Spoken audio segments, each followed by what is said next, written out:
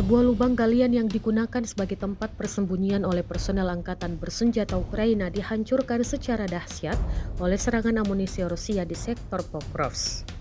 Sebelum serangan dilakukan, drone pengintai Rusia terlebih dahulu memantau pergerakan sejumlah tentara Ukraina yang terlihat masuk ke dalam lubang tersebut. Setelah posisi dipastikan, serangan presisi diluncurkan dan langsung menghantam sasaran. Rekaman momen penghancuran tersebut diunggah di Telegram pada Kamis 22 Mei 2025.